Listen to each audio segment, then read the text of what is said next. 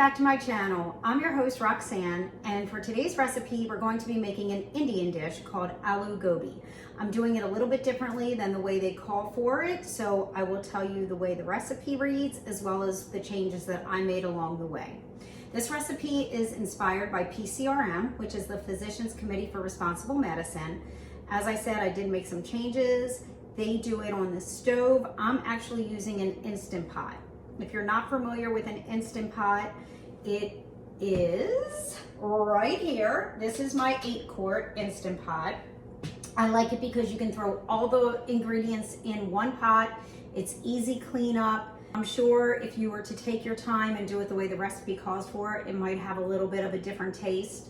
It definitely will not be as mushy because sometimes the Instant Pot with the pressure coming up can make it that way. But the potatoes held up, they stayed in place. The cauliflower got a little bit mushy, but it doesn't matter to me. I just like something that's easy and tastes good. So I'm going to read you the recipe for today's Aloo Gobi. So we start off with 1 onion chopped, and I told you before I like to do things that are easy. So I buy, it's empty now, but I buy the diced chopped onions. And then for the tomatoes, we used, you can either use 1 14.5-ounce can of chopped tomatoes or 1.5 cups of freshly chopped.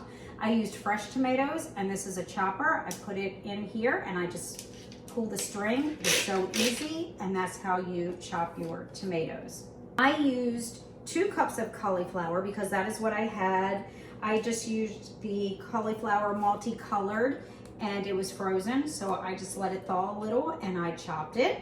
I used 1/8 teaspoon of garam masala. I did not use, it calls for cayenne pepper.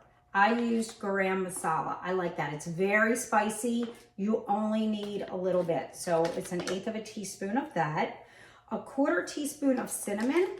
And I use the Saigon cinnamon, and I get this from a company online called Local Spicery. They have the best spices around.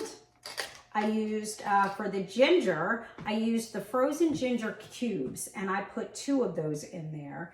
It calls for 1/4 teaspoon of ground ginger. I used 1/2 teaspoon of ground coriander. All these are up here. 1/2 teaspoon of turmeric. And when you're using turmeric, you want to make sure that you also put in a little bit of black pepper because that helps activate it. And then I used 1/2 teaspoon of cumin and 1/2 teaspoon of salt. They call for 1/2 teaspoon of cumin seeds and the salt. I did not use the salt. I put umami, which has salt in there with other flavors. I put that in after I cook it, and I just add it to taste. So the way that the recipe calls for is that you heat up 1/2 cup of water in a large pot. You add the onion, you cook it over medium heat for about 3 minutes. You stir it occasionally until the onion begins to soften. Then you're going to reduce the heat to medium and add your cauliflower and your chopped potatoes. I use golden potatoes. I just think they're creamier. They're easy to cut. I like the consistency of that. You just continue stirring for about 5 minutes, and you add 1/4 cup of water at a time if it's needed to prevent it from sticking. Then they toast the cumin seeds, turmeric, coriander, ginger, cinnamon, and cayenne, because they used cayenne pepper. I used garam masala, in a dry skillet over medium heat for about 2 minutes, stirring that constantly. So that's already too many pots for me, too much work. Then you add the spices to the vegetables along with the tomatoes and the salt. Stir to mix, cover and simmer for 20 minutes until all the flavors are blended, and then you can store it in a covered container in the refrigerator, and it will keep up to 3 days. If you wanted a sweeter curry, you can add golden raisins to it, about 1/2 cup, or 2 tablespoons of apple juice. I did not do either of those things. So with the Instant Pot, it's so easy. I just threw all of the ingredients in. I didn't toast anything. I didn't saute anything. I just threw it all in the Instant Pot.